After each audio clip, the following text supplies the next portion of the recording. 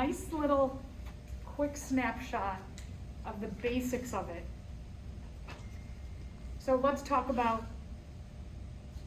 immune system in terms of flu shots. So every year, new flu shots are made, and why you need a new flu shot, and likely we may see in the mix of flu shot every year, we may see a mix of we're going to need some kind of COVID vaccine on a regular basis. They don't believe right now it'll be every year, but it may be every 2 to 3 years. It might be every 10 years. We'll see, like tetanus, for example. It's a vaccine that you should every 10 years be getting because your immune system starts to wane on the antibodies that are produced. So we will see a bit more in the future. We're still learning a lot about how is COVID mutating. We'll learn a lot this winter. I'm hoping that one of the things that I read recently about the 1918 flu was that it was, I believe it was the 4th mutation that made it not transmittable anymore. So we're getting there. So we'll see. There's something that's emerging around the world called Delta Plus right now. And we don't know how, if it's, Delta was one that was more transmissible, I should say, sorry, than past COVIDs. We'll see. Some people are speculating that it's going to be even more transmissible. So who knows? I hope it's not as rough as the winter as it's looking already. So new flu shots are necessarily every, oh, look at, I gave you the answer right away. Sorry, I don't know why I did that. Who knows why I do anything these days. So, so flu, a couple things about the flu that I want to point out. The flu is not a bacteria. So again, I know we've talked about this before. In the wintertime, you go in pre-COVID, when we were a little bit less worried about flu-like symptoms. If you went in and you had fever, sore throat, runny nose, you're lethargic, lack of appetite, your doctor might say, okay, well, you have the flu or you have the cold. And then, I know we've talked about this before, they might prescribe you an antibiotic. The flu is a virus. Viruses typically are not treated with antibiotics, so that is not the right thing to give you. Most flus, common colds, which are viruses, the treatment for it is typically, for most people, rest, hydrate, eat proper nutrients. So flu, again, not caused by bacteria. We'll talk about memory production, which they do result in the production of memory cells. However, even the flu last year mutates a little bit. So while you have some memory cells of last year's flu, depending on how that virus has mutated over the last year, will depend on how well your memory cells from last year's flu match up with this year's flu.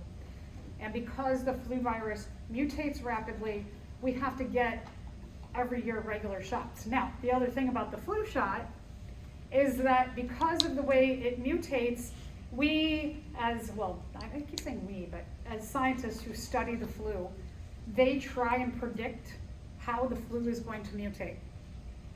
So some years you could get the flu shot and it doesn't match up to the way the virus has mutated. The scientists are pretty smart about this who study it. Most often they are correct, but there are years when they're not correct. One of the great things about getting the flu shot is that because other types of flus that can be and have been more dangerous, especially to your younger age group, like the avian flu and the swine flu, the avian flu does contain genes that are part of the human flu. So, if you regularly get your flu shot, you get a little tiny bit of protection against other flus like the avian flu, for example, the bird flu. So it's not a bad idea, I always think not a bad idea to get that flu shot. this is just preposterous. Antiviral chemicals, there are not antiviral chemicals, and the flu shot, that would only last 18 months. So this was just kind of put in there as almost a gimme, but some people might go like, that sounds good. Not true. All right, so let's talk a little bit about just overall our immune system. The point of our immune system is to defend our bodies against invasion of anything. And it could be as minor as a piece of dust in the air. It could be something that you are more sensitive to, like pollen or mold. It could be something like a bacteria, a virus, a protist, a fungi that could really do damage to you. So we have a first line of our immune system defense, and this is called non-specific external barriers, which means that your body in this first line of defense, it is trying to just defend against, again, anything from a piece of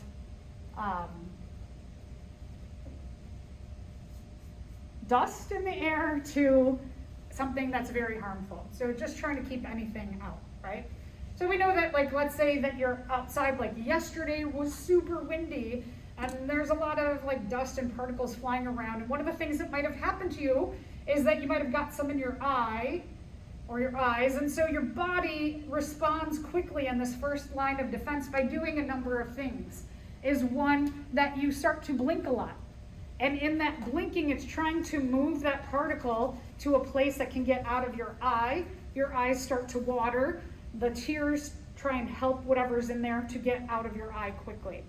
And so those are, for example, some very essential first lines of defense that will keep anything harmful, even dust, which would irritate your eye, out of your eyes. I see a lot of you guys are blinking suddenly a lot. All right, so parts of your external barriers, your skin and mucous membranes. So skin is a rather thick organ, just tries to keep everything out. Your mucous membranes, where you have, I always like to say, portals to the outside world.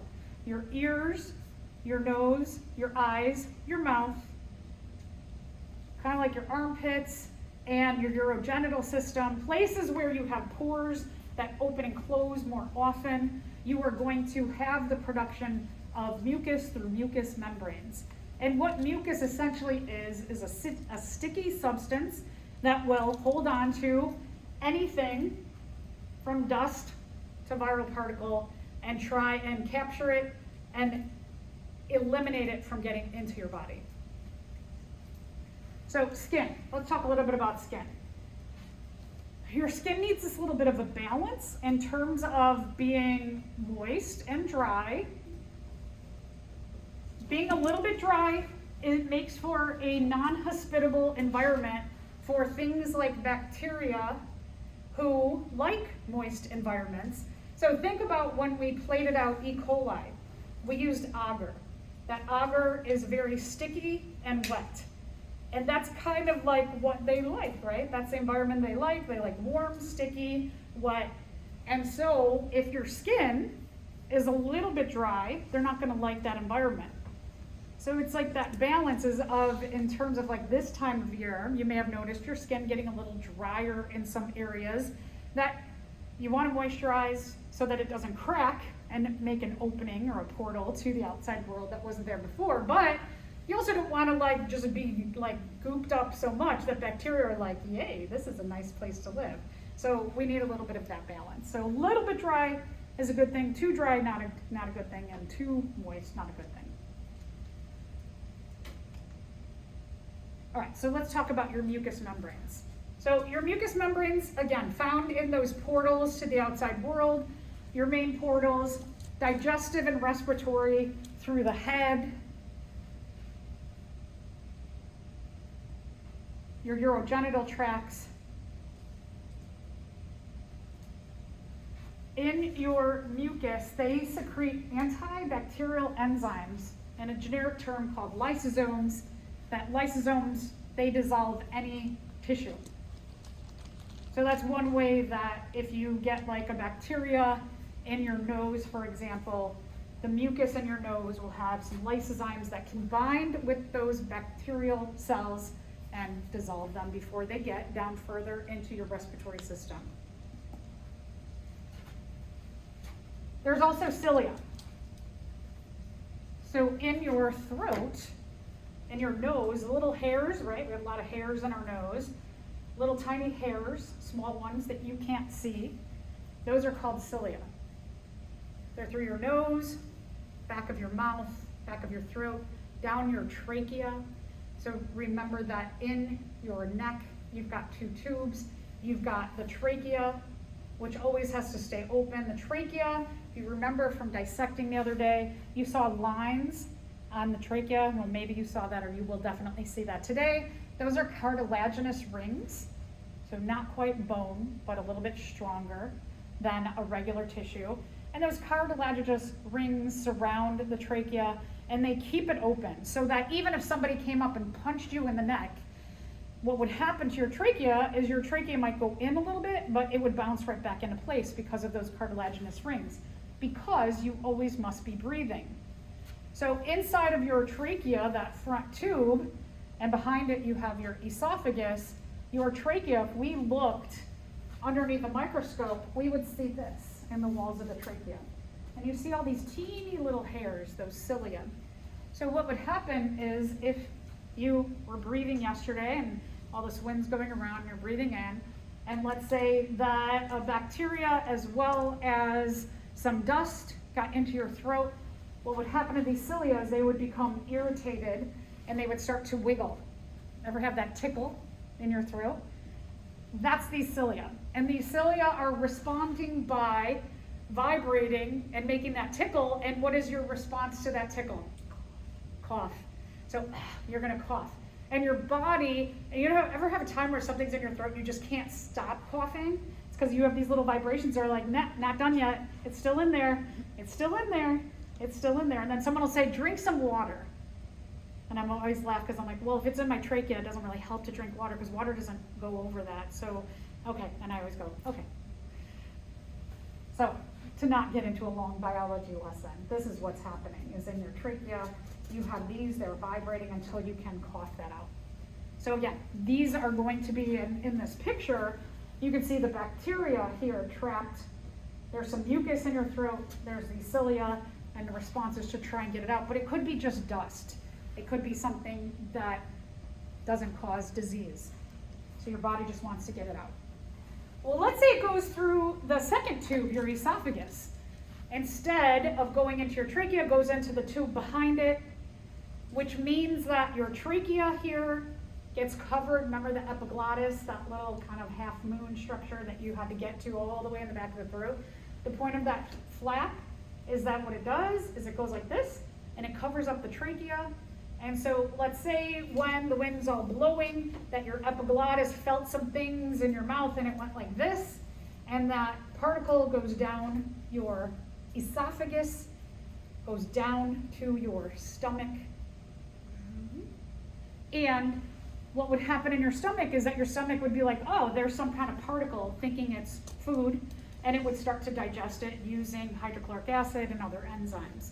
And so even if something goes into your stomach, that's why I say, you know, like the 3-second rule or 5-second rule, somebody drops something on the ground and then they go to pick it up and eat it. And they say, well, I've got 5 seconds. Well, that's not true. Whatever it hits, it's gonna hit. So that's totally not true. But the one good thing is that if you have something on that piece of food that is harmful, likely it's just gonna get digested, likely. All right, so let's say that whatever it is gets past the skin, the mucous membrane, the cilia. Your second line of defense is gonna be there to kick in. Your second line of defense is called the innate immune response. It also goes by non-specific internal defenses. Again, look at the term, non-specific. So it's gonna react to anything in your body. So it's kind of cool that we have these different lines of defense that just help to keep anything out, regardless of how harmful. And then the big guns come later. So that we don't waste. I love the human body in that it has so many levels of not wasting energy on things that it doesn't need to waste energy on. So in these first two lines of defense, if we're just talking about something like dust, why make a whole war, which is our third line of defense, why make a whole war against that piece of dust? That's a lot of energy for a piece of dust. So we're going to hope that one of these two first lines of defense can knock it out. Okay, so we have all kinds of different names for white blood cells. So the overall generic name for the white blood cells, if you remember from last lecture and talking about the circulatory system, or the one before, leukocytes. Leukocytes are going to defend against a whole bunch of things. They're going to do a few jobs. They're going to try and gobble up anything that's from a bacteria, a viral infected particle, a fungus, a protist, etc., a worm, maybe a nematode. We've talked about them before, the roundworms, they can cause diseases. If you have a bruise, so I've got a bruise here, it's going to gobble up any broken capillaries that I have here. So my white blood cells are going to be cleaning up this area where I have a bruise right here. It's going to allow for that area to have nice, fresh, renewed tissue and cells so they can do their job here. Any cellular garbage as well, just from, let's say that you have waste products, right? We have waste products from every cell. So in general, our leukocytes are going to do all kinds of jobs in our body. We'll talk about very more specific names for some of these jobs as well. Phagocytes. There's also these kind of immune system cells, and phagocytes, they're eaters. Phagocytosis means a cell is eating something. And so they're going to, again, patrol the body. They're going to look for bacteria or cells that are marked, and we're going to see that we have different kinds of white blood cells, and some white blood cells are just floating around looking for cells that don't need to be in our body, and then they put little flags on them. And so that you have these phagocytes who they're just swimming around looking for anything with a little flag on there. If something's flagged, it means it's targeted for destruction and they're going to come and they're going to eat it up. Another kind of white blood cell. Natural killer cells. Ooh, they got a good name. So these natural, meaning these are cells, they're going to target cells that are naturally occurring in your body, not a foreign substance. So they're going to get rid of cancerous cells and cells that are infected by a virus. Cancerous cells are cells that start to grow out of control. You may have cancerous cells every day, every few days, every month. We regularly have cancer cells in our body, and your immune system, your natural killer cells, they go and they gobble those up, and they keep them in control. All right, so those are two kinds of leukocytes. Let's talk about our second non-specific or innate defense, inflammatory response. There's a lot of research going on about inflammation right now and what causes inflammation and how inflammation is bad. But if you have some kind of thing that's happening where you might have an issue, like I was doing garden work on Saturday, and I was cutting down all these prairie plants that I have in front of my house and putting them into the garbage can, and when I did that, a piece of a prairie plant went up into my thumb, and I was like, oh, and I got that out, that splinter of that, but now my thumb is swollen. So I know I have some extra inflammation here. And that's good. And we'll talk about why that's good. So it could be from larger injuries, even, my thumb's pretty important in grabbing things, so I would call that little tiny injury a larger injury. I'm getting an inflammatory response. What happens typically when you have some kind of issue, like I have with my thumb, it tore, poked into, ripped open a whole bunch of cells and tissues in that area. And when that happens, those cells release a chemical, and they're going to say, hey, we need a cleanup here in the thumb. And so what happens is these specific mast cells are going to secrete histamine into my thumb, into that injured area. And that histamine is going to say, hey, more blood over here. And then blood is going to bring more white blood cells. It's going to bring more platelets, things that are going to help with cleanup. It's going to bring more water, so there's more flow into this area. It's going to attract specifically phagocytic cells, those phagocytes who are the eaters, to come and clean up and renew this area. Get rid of things that have been ripped open, junk that's been released into that area. So that in a few days, even since Saturday, this was really swollen and it really hurt. It just hurts very specifically to the area where I had the puncture, whereas on Sunday, my whole thumb was swollen and it hurt. So just in a few days, they've been doing their job. They're doing a good job. No pus. I don't have any pus, so I know there's not a major infection. It's not warm. It's just swollen. So I know there's a lot more blood, white blood cells, water in this area. So this, I was thinking of this diagram as soon as, because I use this every semester, I was thinking about my thumb and going, oh my gosh, that's exactly what happened to my thumb here. One of the things about that plant is surely there's bacteria on there. There's bacteria in everything, right? We know that. We talked about the microbiome a little bit. There's bacteria in and on the surface of our body that helps us occasionally. We might have pathogenic bacteria. So other organisms are going to have their own microbiome as well. And so that when I got punctured by that plant, surely some bacteria went in there, and my body is going to respond by doing a few things, is that my mast cells in that area are going to release histamine, and then so you can see these mast cells are like, oh, something's happening here. We're going to release this histamine, and this histamine is a signal that says, hey, more blood cells from a capillary or an arterial or a venule come in to this area. More phagocytes over here to gobble up any bacteria that are in there, any tissue or cells that have been ripped open, and get more blood flow and more water to this area to clean up. So when you have allergies, one of the things that is prescribed often is an antihistamine. Antihistamine is actually trying to tell the mast cells, stop releasing that stuff in your lungs, where mainly we have those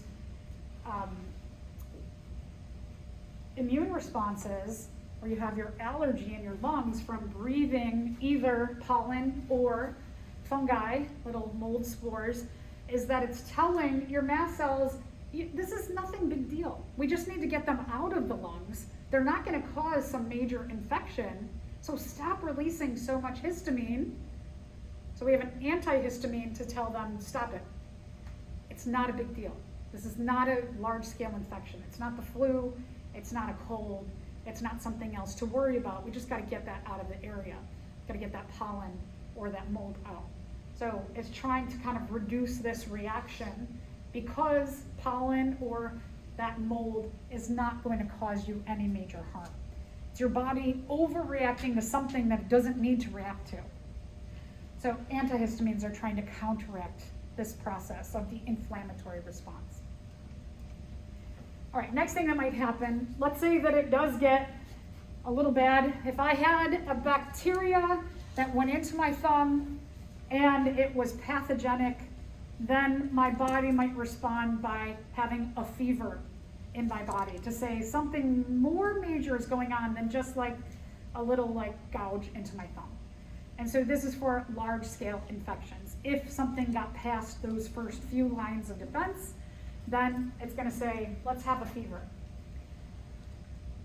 So here's the thing about fevers, is that you have to be really careful, is that we have low grade fevers, which are really good, up until about 101.5.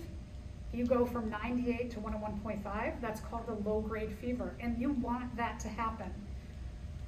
If you have a low grade fever, it is not a good idea to take a fever reducing agent like an aspirin or a Tylenol or an Advil. You want to let that ride.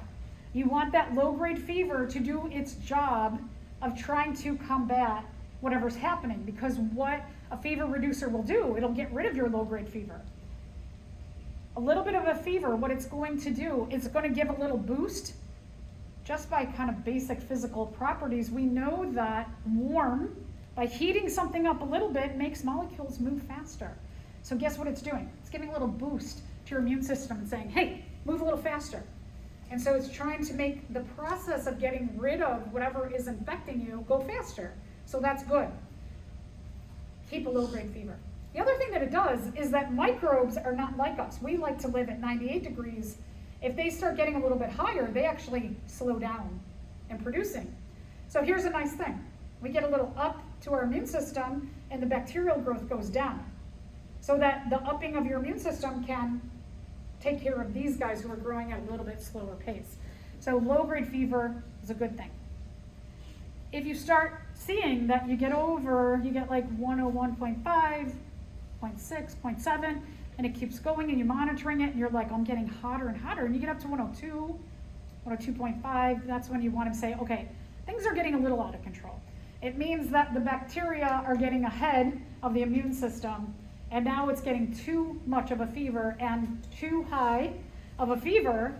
So if this is your bacteria and they're getting ahead and you keep going up to chase them, your fever can get too high and it actually can start to be destructive to your immune system, other tissues in your body. And so that we actually start to cook ourselves. You denature a lot of proteins. Proteins do the major jobs in our body. So we don't want to get too high of a fever. So we want that balance of keeping the bacteria down, a little bit of a fever, but if the bacteria get ahead, your body's going to keep trying to get ahead, and then it gets out of control.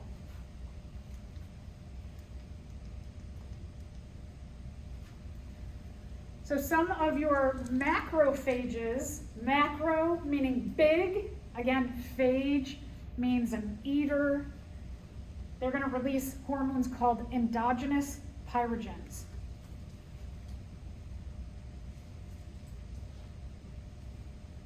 These endogenous pyrogens, it's a chemical that travels up to your brain, to the hypothalamus, and on the hypothalamus is going to tell the pituitary to, hey, let's jack up the body temperature.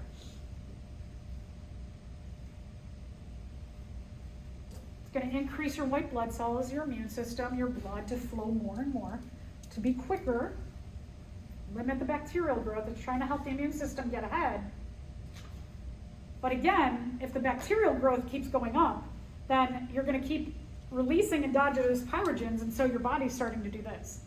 It's like, okay, here's the bacteria, I'm going to try and get to it. So it's going to keep that cycle going around. So we don't want that to happen. We want just kind of like a nice controlled thing.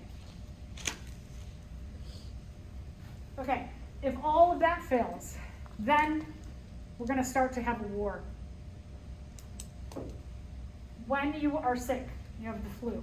When you have a really bad case of the flu, where everything's getting out of control, right? Your immune system's chasing that viral infection, then you're going to see that you just feel like crap for a few days. You know why you feel awful? Because you have a war.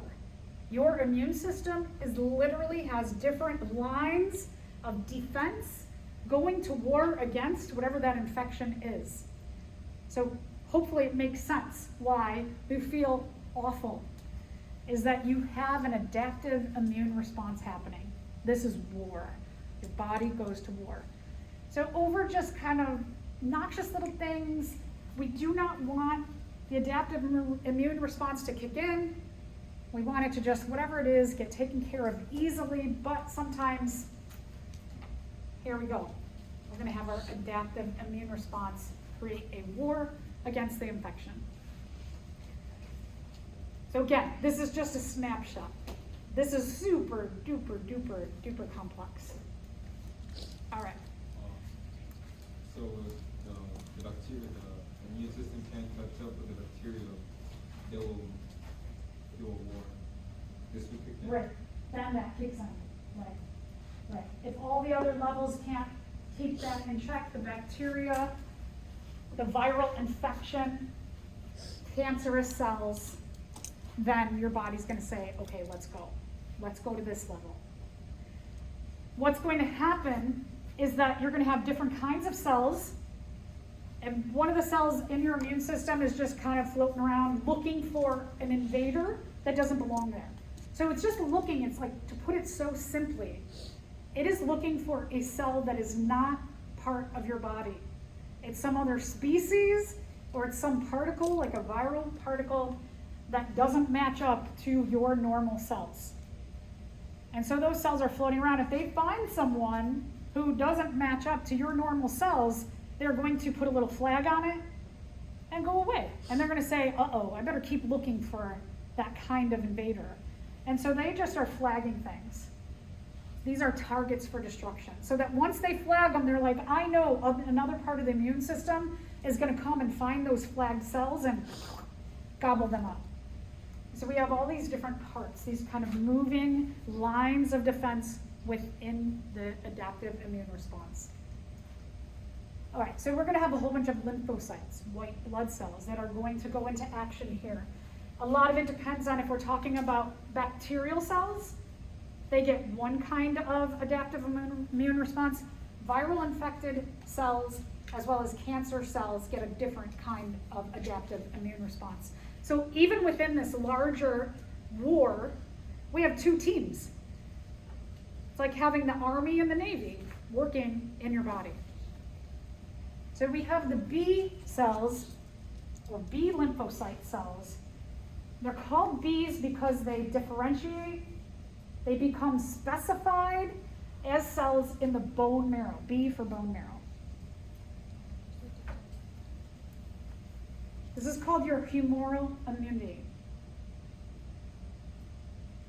Humerus is a bone, right? So think humoral, humerus, bone, B cells, they all go together. The other crew are the T cells, the T lymphocytes. These have differentiated in your thymus.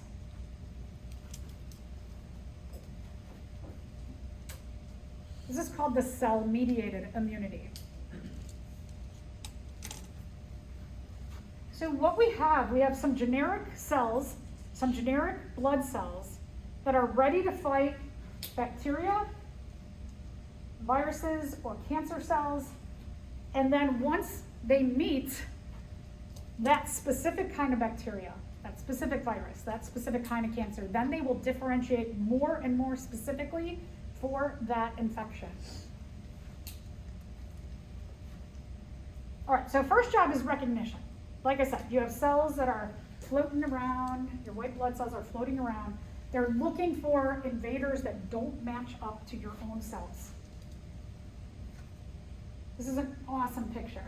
So here are two cells in our body. And a lot of times in diagrams, you just see like a flat surface. So you have a cell, and it looks like that, right? It's got a nucleus, and it's got all kinds of other things in it. Got stuff going on. And it looks just like a nice flat round cell. We look at it under the microscope. If we look at the surface, it actually looks fuzzy like a tennis ball.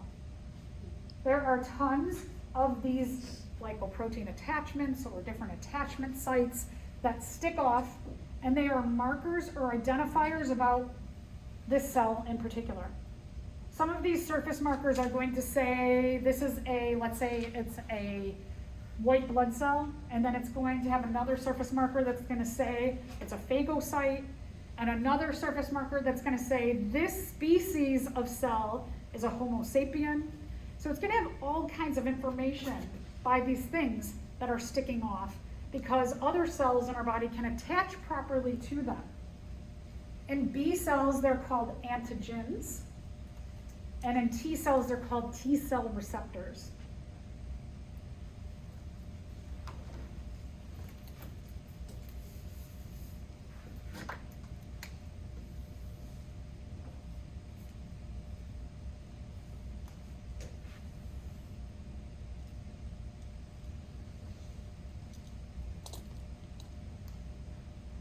So if we have two cells in our body,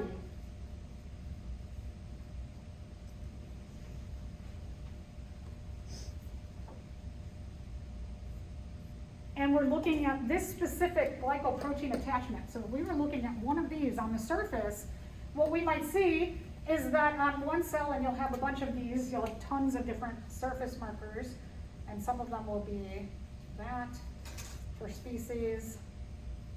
And so some are the ones that the other one can drop into. So you'll have both of these that say, this is a Homo sapien, so all of these markers say Homo sapien. And so our white blood cells are going to go and they're going to have this, and they're going to just keep checking. They're going to go up and they're going to be like, bing, okay, you match, bing, you match, bing, you match. But then they might come across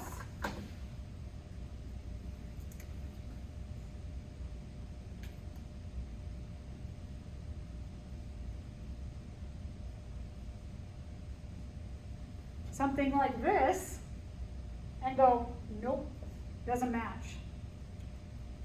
And so all they're doing is just walking around and like plugging in. It's like a handshake or a fist bump, right? They're just walking up and going, or swimming up, I should say, and going, match, match, oh, not match, flag this one. So it's a relatively basic, simple idea here.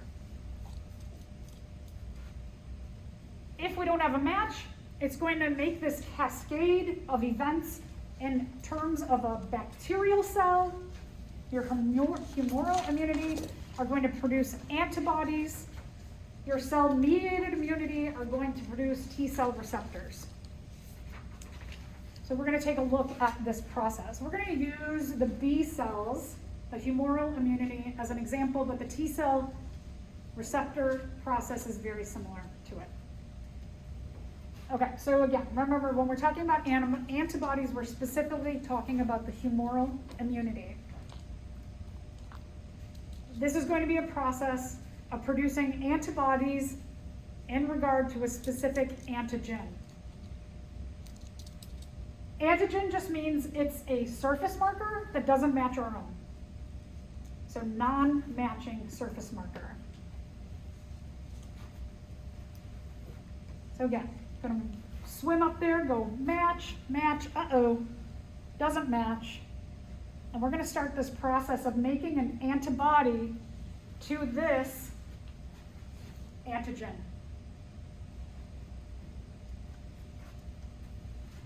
So structure of the antibody.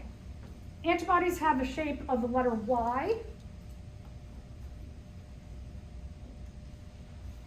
There's two main regions. There's a constant region.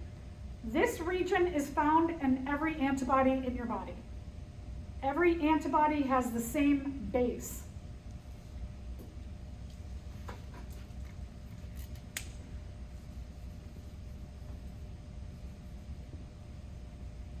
So you've got a whole bunch of these floating around. This is the base of your antibody. You have lots of these floating around. Call them generic antibodies. I call them generic antibodies. It's kind of like if you go into Home Depot and you have a key that you need to get a copy of, what they're going to have is that with the keys, they're going to have something in this shape, but this part isn't made yet. It's going to have some generic bumps on it. And so you've got a whole bunch of these kind of generic, basically like generic keys. They're not shaped to any particular door yet. And then what's going to happen is that your immune system is going to add on this kind of bumpy variable region that's going to be very specific to that antigen.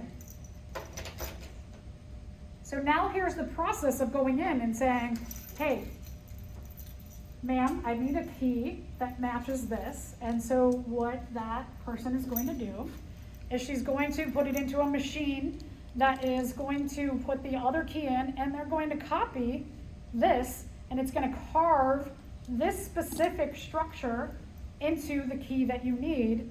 Or, if we're talking about this, is you're going to get a specific shape here, specific information here, that's going to match bonding onto that antigen. So we're making a specific flag that's going to attach to the antigen. And then another cell is going to go, oh, I see a flag, I see an antibody, and they're going to come gobble it up. So for every type of infection that you have, whether we're talking about bacterial infections to make antibodies, you're going to have different kinds of antibodies. So that you might have, for one type of bacterium, you're going to have that. And another type of bacterium,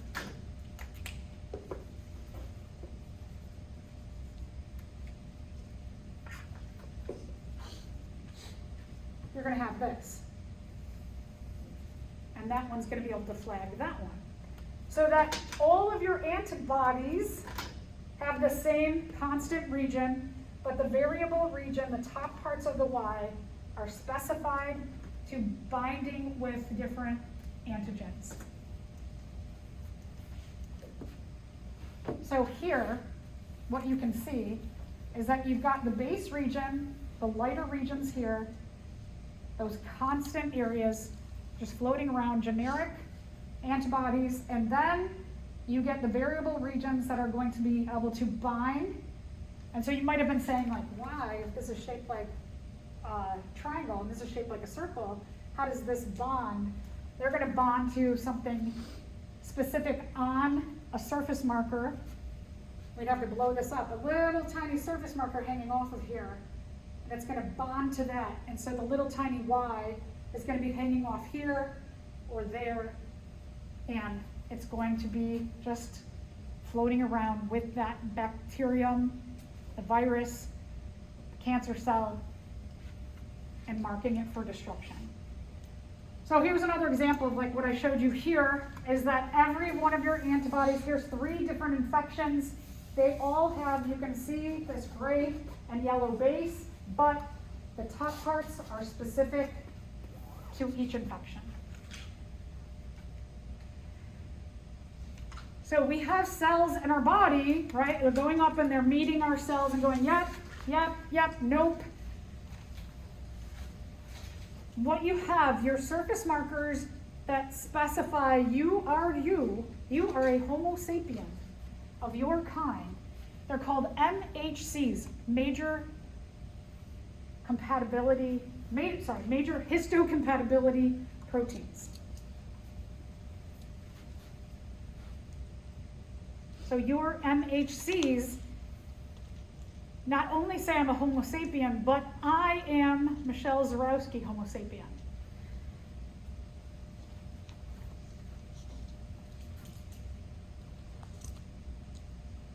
So now, here's where things get a little sticky in terms of your MHCs are there to protect you, but in some cases, we might need to go a little further, and that, yeah, I'm a Homo sapien, but I'm a different Homo sapien than you.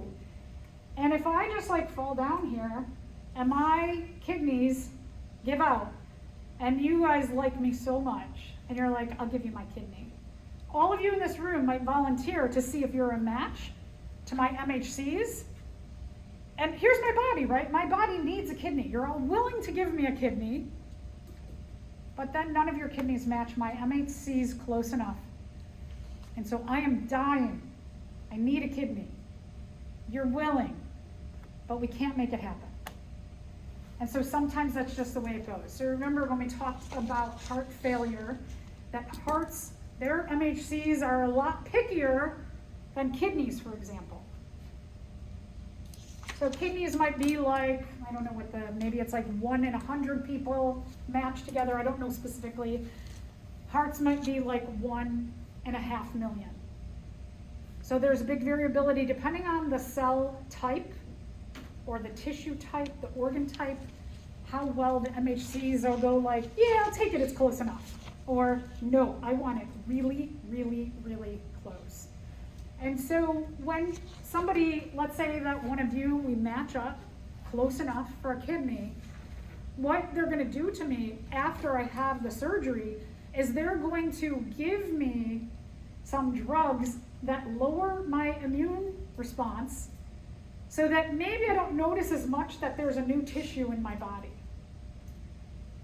So it can be very dangerous for somebody who gets an organ transplant because they're going to go on these immune reducing drugs which means that, yeah, it's gonna help maybe that kidney to be accepted more easily, but also it might accept bacterial infections, viral infections, other cancers from forming more easily in your body. So people who have transplants have to be like really careful who comes around them and where they go. So they have to be very isolated. So again, if your body is like, close enough, my body is like, well, you need the kidney, but it's not close enough, so we're gonna attack it. It's kind of dumb, right? It's kind of dumb of my body to go like, well, it'll kill you if I attack this kidney, even though you need it, because it's not close enough. So, but that's the way it goes. That's just one of those weird things that happens in terms of transplants. All right, second job. We've marked them for destruction. Now, here come the attackers. Anybody who's marked are going to have this response happen. So humoral immunity happens more so in your bloodstream. Again, humoral immunity goes with the bacterial infections. Oh, sorry. So we're going to take a look at them and the antibodies to antigen binding. So the B cells, here's a B cell. One B cell is going to bind, it's going to make a specific antibody to this antigen. It's going to bind together.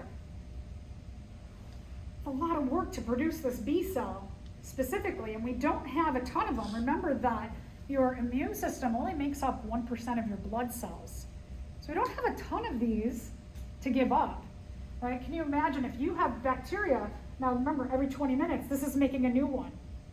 And then those 2 are making new ones. And then those 8 are making new ones, and those 16. So we have this exponential, we have that J-shaped curve of these growing. We don't have enough of these to keep up with the growth of the bacterial infection. So we have something that happens that's so brilliant in our immune system, is that this cell is going to do a quick, I'm going to clone myself. So it's going to make an exact copy of itself so that it also has exact copies of the antibodies. And then the clones become one of 2 kinds of cells. They'll become more of this, which have this on there, this specified for this microbe. Those are called memory cells. But then you also have these plasma cells. And what these plasma cells do is they are going to just start, their job is to pump out antibodies.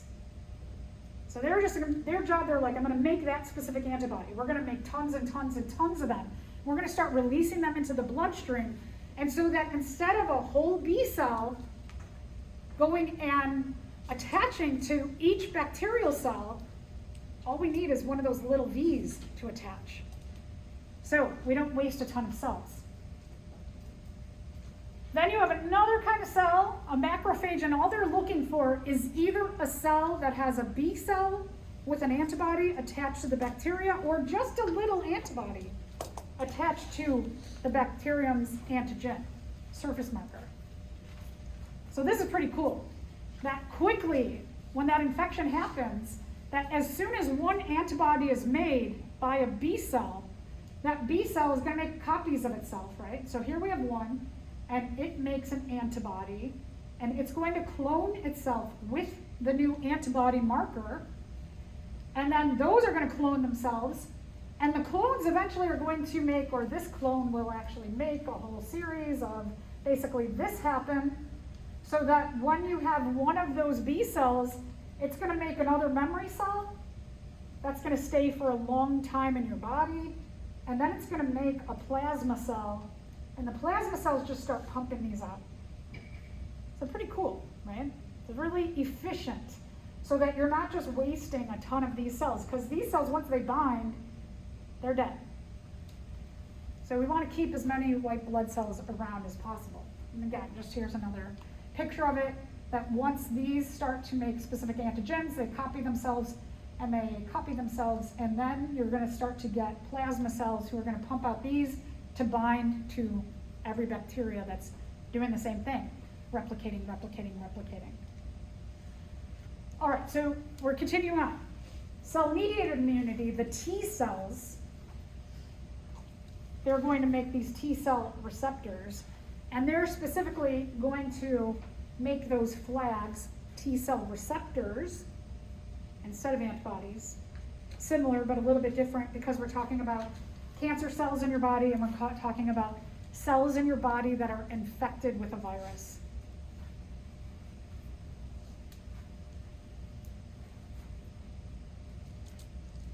So I don't mean that virus are cells, cells that are infected with a virus.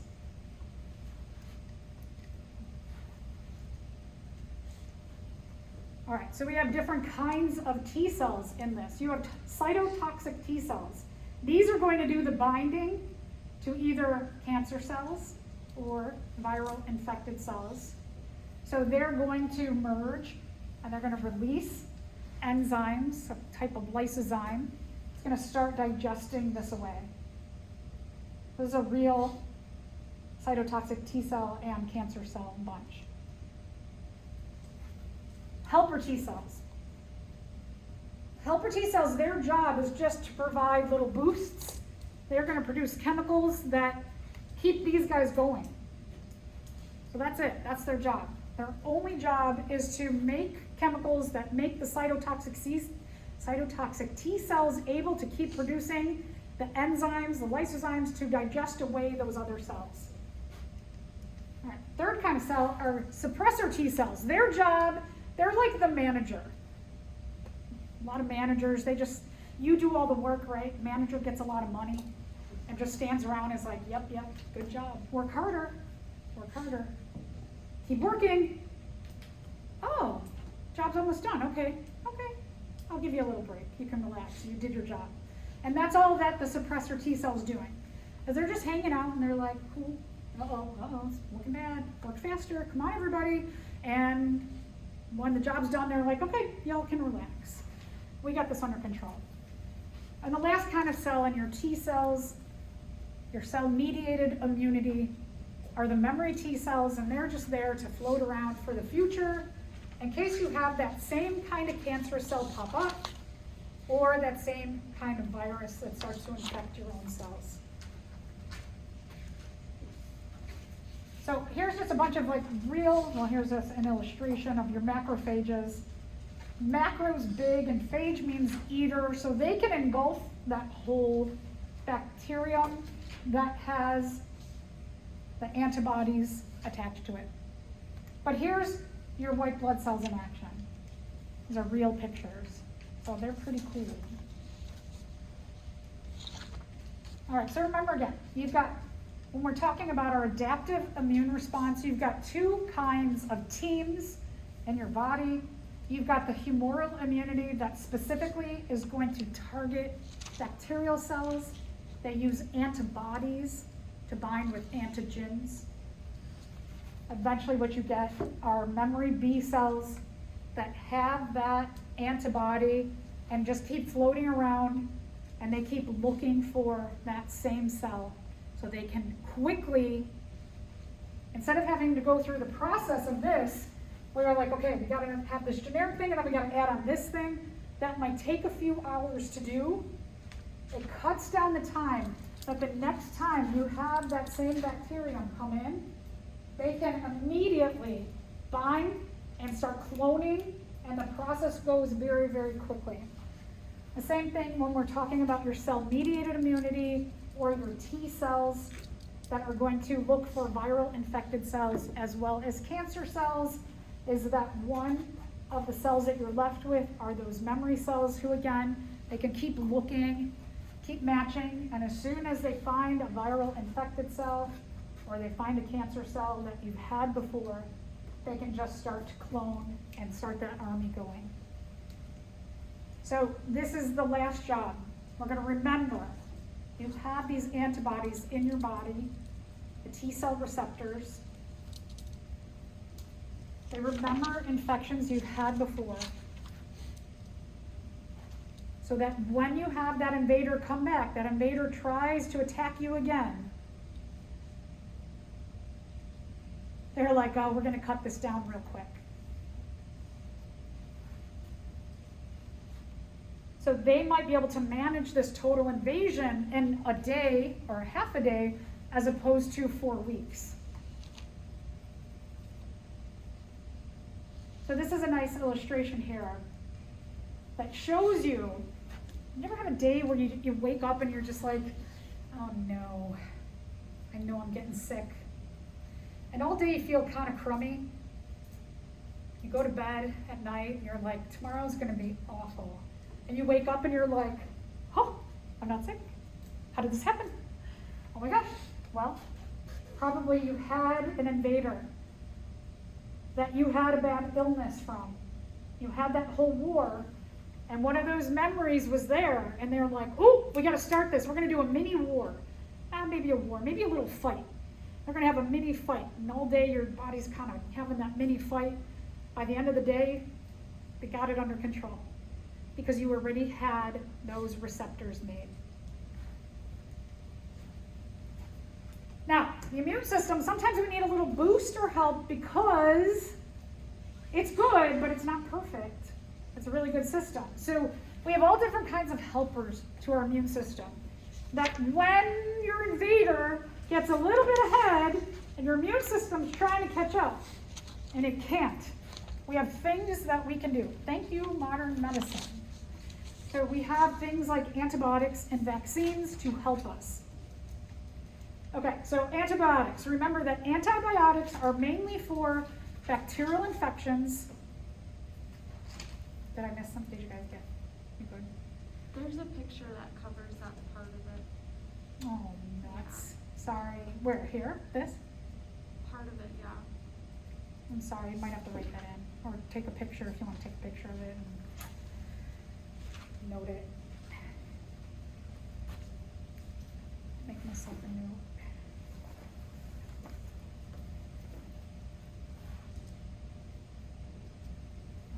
I look at every semester and sometimes I miss things. Sorry about that.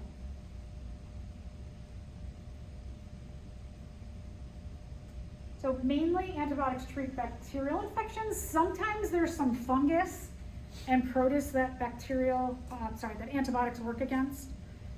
Depends on the type of antibiotic and the type of protist or fungi. Some antibiotics work to dissolve cell walls. So we don't have cell walls in our cells, but there are some fungi, and we did see, fungi and protists. Fungi and some protists have cell walls. So that there are antibiotics that can be used against some fungi and protist infections. We do not treat viruses with antibiotics though.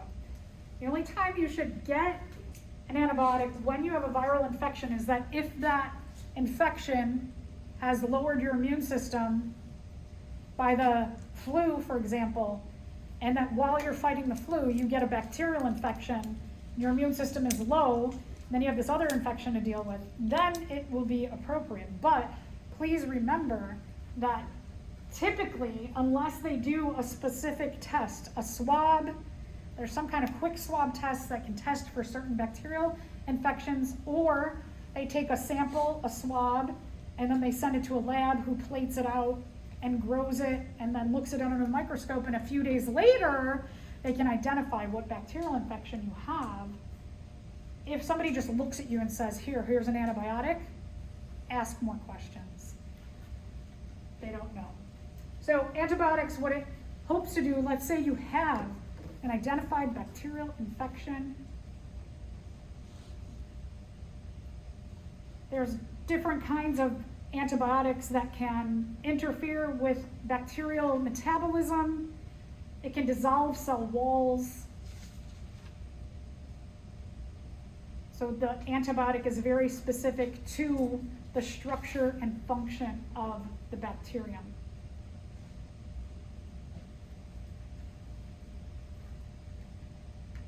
And so your immune system, if you take an antibiotic, it doesn't mean that your immune system's like, cool, I'm gonna go take a nap. It means your immune system is fighting, but now you have somebody else here who's aiding your immune system in catching up to those bacteria and getting them in control. So it just gives like an extra helper to your war.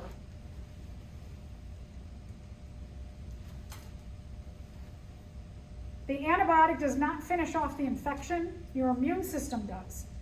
So again, it just helps to slow the growth of the bacterium or the bacteria growing in your body so that your immune system can complete its war.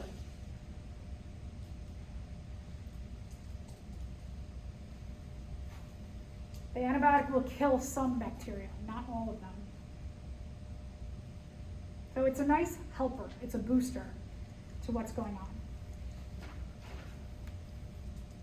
All right, so we've talked about this a bit, that antibiotics sometimes may come across, you may take an antibiotic, and that antibiotic may not work on the bacterial infection you have because that bacterial infection, the bacteria who have survived in your body, they have a natural resistance to that antibiotic. And so sometimes you might have a bacterial infection where they're like, I know that these 5 types of antibiotic can work to help your immune system, and they give you what they call a wide spectrum antibiotic that's like, we hope that something in there is going to help attack these bacteria, and sometimes they don't work at all. And so that's why some people end up in the hospital, and then there's other things that they have to do to try and control the bacterial infection. Okay, so the other thing is vaccines. So remember that a vaccine is going to mimic whatever the virus is out there. Vaccines can be a variety of ways that they are made. It depends on the virus particle, what vaccine in our body works best, what type of vaccine. So sometimes the vaccine is made up of a live portion, active, I should say, not live, an active virus. Sometimes it's an inactive virus. So the active ones, like yellow fever, for example, my husband was going, when I was 10, 11 years ago, when I was pregnant with my son, my husband was going to Burundi, which is a country in Central Africa. It's near Rwanda and Uganda. It's a very small country. My husband speaks a language, so he was going there to practice his language skills and meet up with friends. And he had to get, one of the vaccines he had to get was yellow fever. And the yellow fever vaccine contained active virus particles. So he could not, we couldn't have like any physical contact. He couldn't prepare me food. He had to wash his hands like 1,000,000 times because he could shed that active virus, which I could pick up, which would likely kill the fetus. So some of these viruses are just a little bit more pathogenic than other ones. So sometimes they might be active viral particles. Sometimes they might be weakened or they call them deadened. They're not dead because they're never alive, but I'll say inactive particles. And then sometimes they're parts of just the DNA or the RNA. And so it just depends on what we're looking at. We're hearing a lot more about mRNA-based vaccines, like COVID now. This is something that has been studied for a really long time. So I know one of the things that a lot of the anti-vaxxers say, well, this is a whole new technology. I am not doing that. No, it's been studied for like really like tens and tens and tens of years. So it's not new. It's just one of the newer ones that has been released widely to the public. So there's lots and lots and lots of research going on and what works best to combat which kinds of viruses. So what happens is that when you get the vaccine, your body begins like a very mini immune response against that particle that's in the vaccine, and it begins to produce memory cells.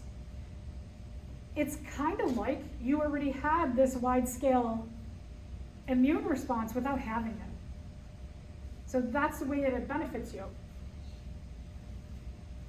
The other benefits in general, I just want to kind of mention that, like as I mentioned, pregnancy, is that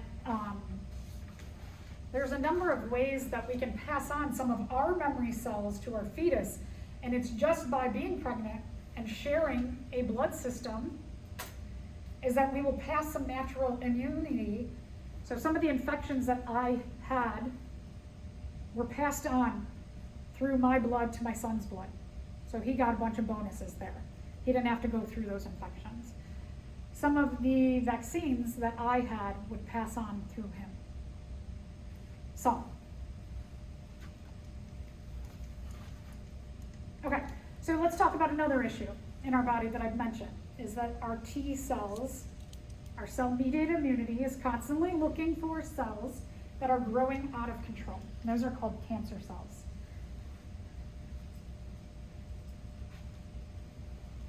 For whatever reason, there are mutations in certain cells in our body that mess up the checkpoints in our cells to just do like, okay, when a cell is getting older, it's going to make a copy of itself to make a new cell that works more efficiently than the older cell. And so it's going to do like, boop, it's going to do one round of mitosis and it's going to have new cells to replace itself. For some reason, your cancer cells, they have a mutation, and it could be genetic. This mutation could be inherited from your mom and your dad, your biological mom and dad. Could be that it is environmentally stimulated, like skin cancer.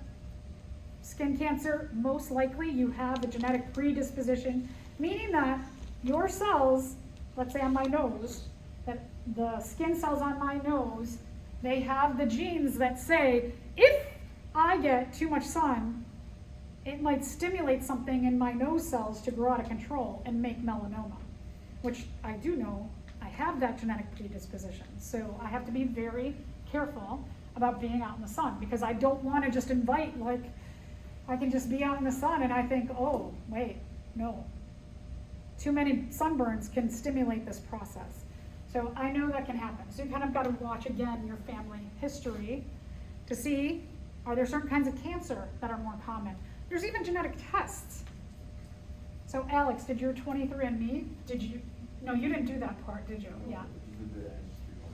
Yeah, so you can do like one of those 23andMe genetic tests, and it tells you a little bit about your heritage and things, and then you can pay a little more and it'll tell you what genetic predispositions you have to different diseases. It's like, do you want to know or not know?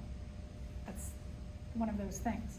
If you're a person who has breast cancer in their family, you might want to go in and do that genetic testing to find out, do I have this predisposition or not? And then again, sometimes people are like, I don't want to know. And some people do. So that's your choice. So when we say cancer, it means cancer. Cancer is generic. There's not a cure for cancer. There's cures for very specific kinds of cancer. And even if we're talking about like colon cancer, there might be 1,000 types of colon cancer. And for each of those types, there is a different cure, different treatment. So they can vary. So like I said, many causes. The whole thing is that, I like the word sabotage, that your cells know how to, and it's, when your cells replicate, you have all these little checkpoints that look for genetic mutations that they can fix. They say, okay, you're gonna do one round of making a cell and stop.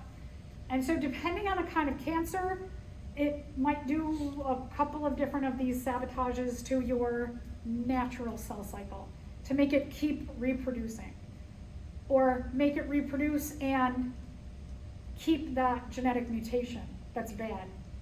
So it tricks your cells basically to not seeing something that's happening. So your immune system sometimes, most of the time, says, you have replicated too many times in a row, something's wrong here. And gobble, gobble, gobble, your T cells gobble up those cells. But again, Sometimes they don't. Sometimes they sneak by for different reasons. Could be genetics, could be the surface markers. There's lots of reasons, and each of the different ways is going to require a different kind of treatment for that kind of cancer. So cancer is super, super complex. The main cells that are involved in terms of your cell-mediated immunity are the natural killer cells and the cytotoxic T cells.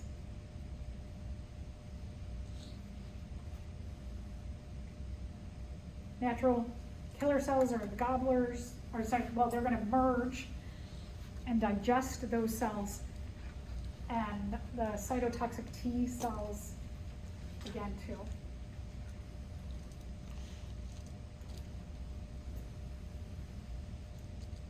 All right, so vaccination can prevent some kinds of cancer.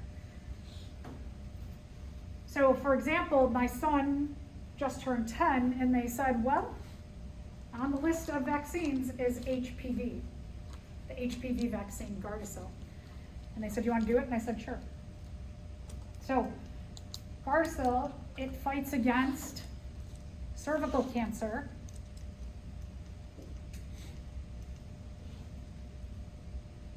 well, he doesn't have a cervix, but this type of cell can get transmitted onto the penis and cause problems too. Other things you could see, there's a lot of different kinds of viruses that can cause some kinds of cancers in addition to just causing kinds of illnesses.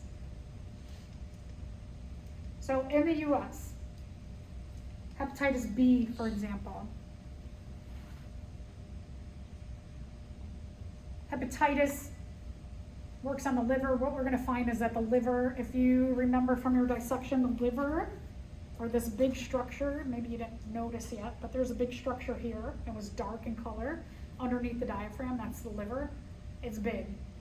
It does a lot of really important jobs in our body, so that if you have cancer of the liver, it's going to shut down a lot of different things. It's going to mess with a lot of things. So hepatitis, for example, is something that's going to attack the liver.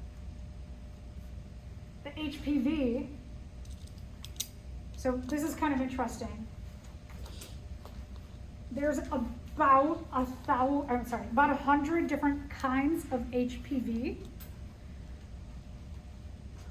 Of that, 40 cause infection, and of those 40, 10 cause cancer. However, Gardasil, I believe, has 4. The vaccine covers or works with 4 types of those 10. And so why do they choose only 4? Well, there's 2 really big ones in terms of like the majority of infections are these 2. And then the other 2 kind of major minor ones. So does Gardasil guarantee you are not going to get HPV? No. So there's still like 6 that aren't covered in there. I'm not sure the most recent technology in the vaccine, but it's not, and any vaccine is not an insurance policy that you will not get that infection either. So just to know that. So sometimes I think, especially like, I was talking to my son about this, and I got into so there's 100, and then there's 40, and then there's 10, and then he goes, numbers, numbers, numbers, what does this all mean? I said, it just means that you might still get this kind of infection. And he was like, well, why did I get it then? And so I'd say, well, it helps eliminate major possibilities, but not all. Well, then why did I get it? Because it helps lower the possibility that you'll get it. But it's not 100%. No. Well, then why did I get it? There's nothing 100%, nothing ever. Right. I say, it helps. And then he goes, okay, that's all you have to say. Okay. All right, so immune system.